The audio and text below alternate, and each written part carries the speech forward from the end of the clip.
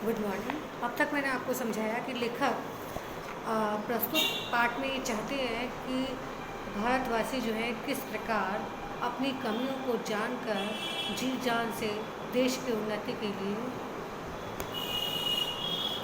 कमर कस के लग जाए।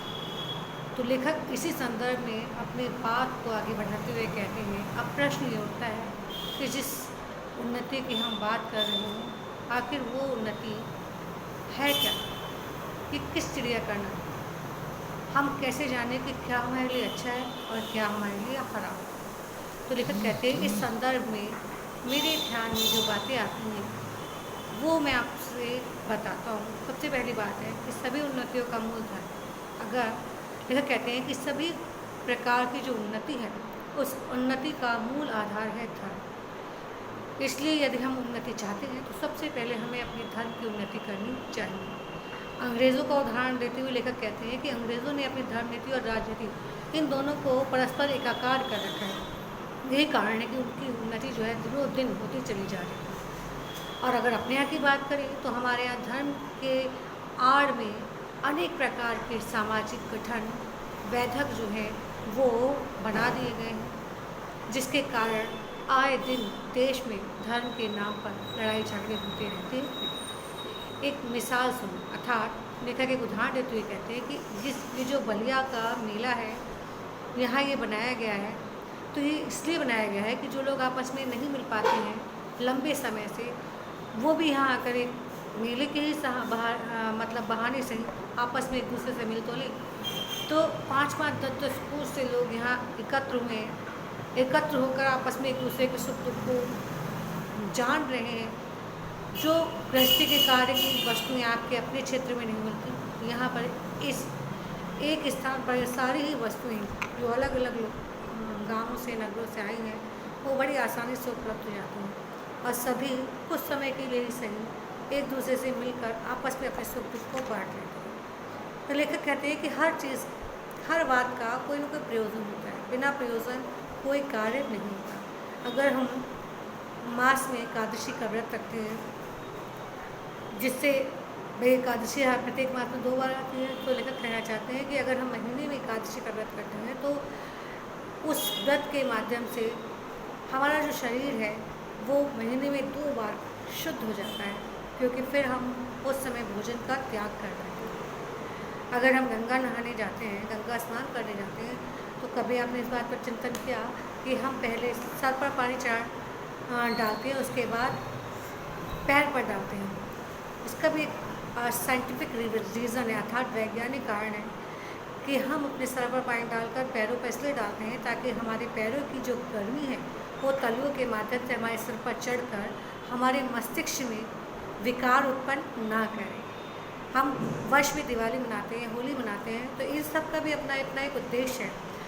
वो दिवाली हम इसलिए मनाते हैं कि साल भर में जो आलसी प्रवृत्ति के भारतवासी हैं वो कम से कम वर्ष में एक बार तो जी जान से अपने घर की सफाई कर लेते हैं। भले ही उनका जो प्रयोजन है वो धार्मिक है, वो धर्म भीरू है, इसलिए ये मानते हैं कि अगर उन्होंने अपने घर की सफाई नहीं करी तो लक्ष्मी जी का आगमन उनके घर में नहीं होगा।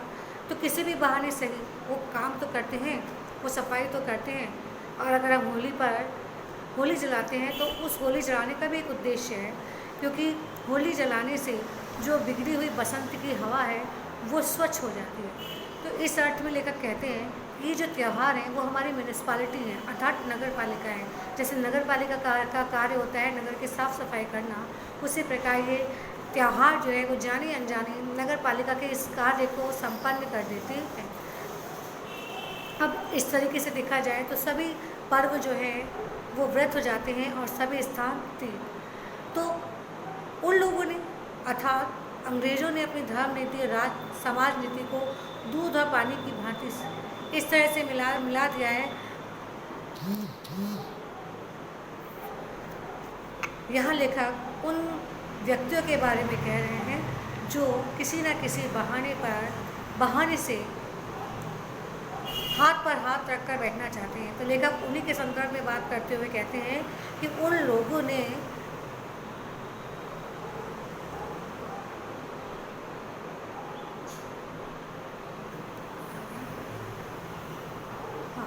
धर्म नीति और राजनीति को दूध और पानी की तरह से मिलाकर रख दिया है।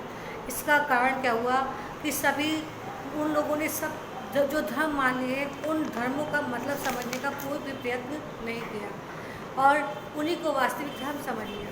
तो ये तो सोचना चाहिए कि वास्तविक धर्म है क्या। तो लेखक कहते हैं कि भाई हो, वास्तविक धर्म है ईश्वर के चरण कमलों की वंदना करना। और जिन धर्मों की हम बात कर रहे हैं वो तो सामाजिक धर्म है जो देश और परिस्थितियों के अनुसार आसानी से खोजी जाती हैं। उन बोधे व्यक्तियों के माध्यम से दूसरा विकास उत्पन्न ये हुआ कि हमारे जो बुद्धिजीवी वर्ग है या जो अनुयायी हैं, उन्होंने अपने वंशजों अपने बाप दादाओं की बात का मतलब समझने का कोई प्रयत्न नहीं किया और बस निराकार नए नए धर्म बनाकर शास्त्रों में रख दिए। अब सब तिथियां व्रत हो गई, सभी स्नान तीर्थ हो गए। अब एक बार तो कम से कम आंखें खोलकर देख लेना चाहिए कि जो बुद्धिमान ऋषियों ने जो धर्म बनाए थे वो देश और समय के अनुकूल हैं या नहीं। अगर इस बात का आकलन किया जाए तो फिर हम बहुत हद तक धर्म में उन्नति कर सकते हैं। जो बातें हमारे धर्म के लिए, हमारे जीवन के लिए उचित हैं, उन्हें ग्रहण कर लेना चाहिए और जो अनुचित हैं उनका समय रहते परित्याग कर देना चाहिए।